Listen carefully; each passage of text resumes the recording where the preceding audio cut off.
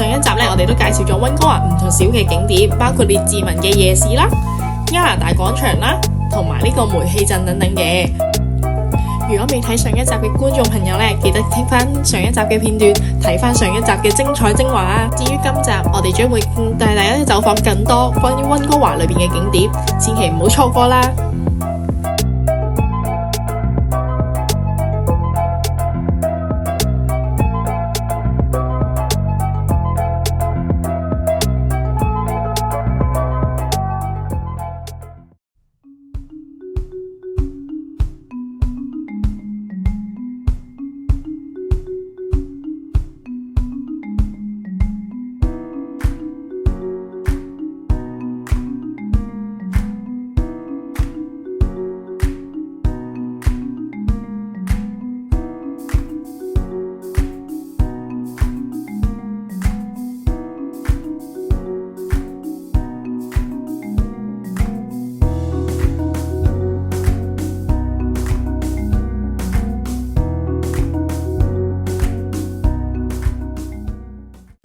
大家好，我係阿肥啊！咁喺我哋正式去片之前呢，都歡迎大家，如果中意我嘅片嘅話呢，都可以 like、comment 同埋 share 嘅。你哋嘅支持呢，都會鼓勵到我出更加多嘅片同大家分享㗎。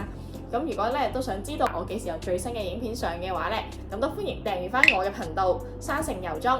好多謝大家！事不宜遲，我哋去片啦！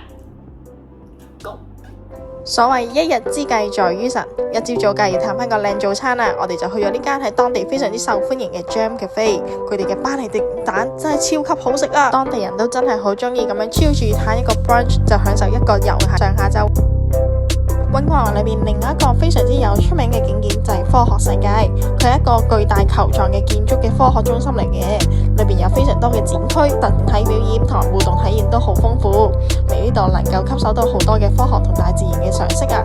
喺當地咧係一個非常之熱門嘅親子場所嚟嘅。如果要嚟到 Sky World 呢度，只需要搭乘 SkyTrain 駁南線去到 Main Street Science World 站行3分鐘就到噶啦。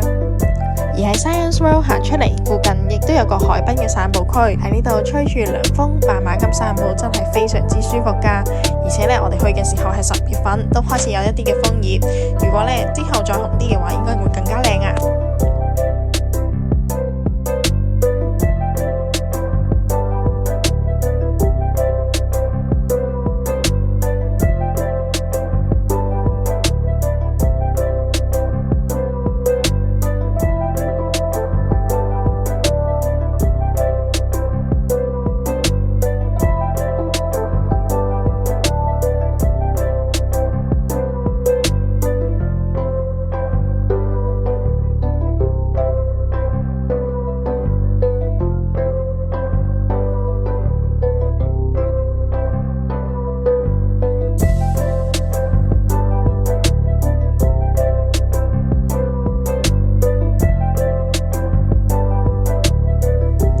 之後呢，我哋就去咗丹灘嗰邊呢行街嘅。丹灘呢邊呢，主要都有好多名店林立啦。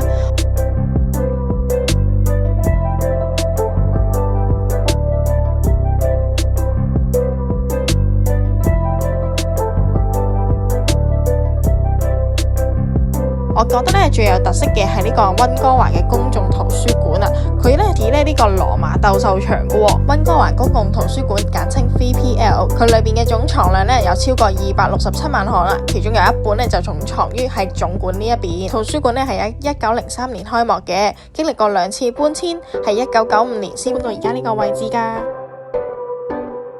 下一站呢，我哋會搭呢個水上巴士去到呢個溫哥華非常之出名嘅景點格蘭維爾島。格蘭維爾島呢係位處於溫哥華市中心嘅邊緣，佢早期呢係一啲嘅工業區嘅半島嚟嘅，而家呢部分嘅建築物已經係由以前用開嘅廠房呢改建咗，重新規劃，成為咗今日呢充滿文化氣息嘅半島啊！裏邊有好多嘅藝廊啦、公眾市場啦，同埋飯店、又劇院等等嘅休憩場所。即場嚟到，我哋梗係要試下呢度嘅名物酥皮忌廉湯啦，裏面真係好 creamy， 好好味噶。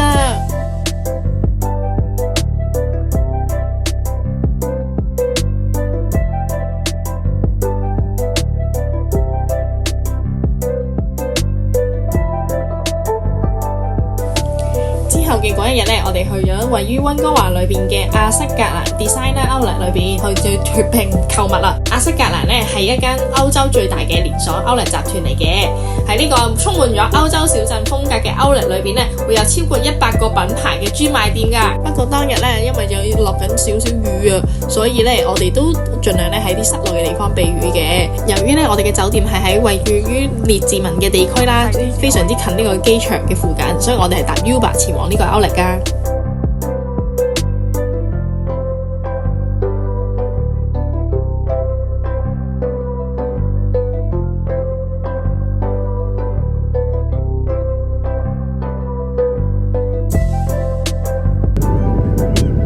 下一集我哋將會同大家一齊去到加拿大嘅南部另一個城市多倫多。